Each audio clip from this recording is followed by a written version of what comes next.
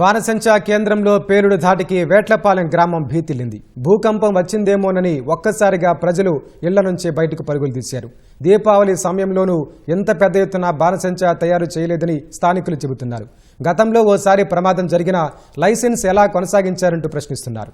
అంత కలిపేసి 1 ఎకరన్నర పొలంలో సార్ ఇది ఈ సంవత్సరం మార్చి 37 దాకా కూడా లైసెన్స్ ఉంది. దీనికి యాక్చువల్గా లైసెన్స్ హోల్డర్ అయితేనో సంథింగ్ ఏదో జరిగి ఉండొచ్చు. అది మరి కాసేపు పోలీసులు తెలియజేస్తారు.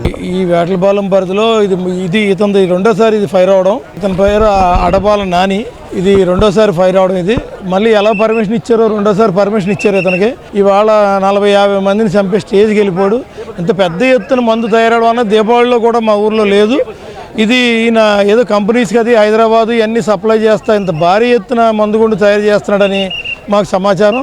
ఇంతమంది పనిచేయడం కూడా మాకు దీపావళి టైంలో కూడా ఎప్పుడు కూడా ఇంతమంది పని చేయలేదు. ఇంత భారీగా ఈ ఊర్లో ఎప్పుడు జరగలేదు. ఊళ్ళో ప్రతి వ్యక్తి కూడా ఇంట్లోంచి వచ్చి భూకంపం వచ్చిందని ఇంట్లోంచి పరిగెట్టుకు వచ్చి బయటకు వచ్చేసారు. మా ఊరు పరిస్థితి కూడా ఏంటో అర్థం కావట్లేదు. ఇంత భయంకరమైన ఇది జరిగింది.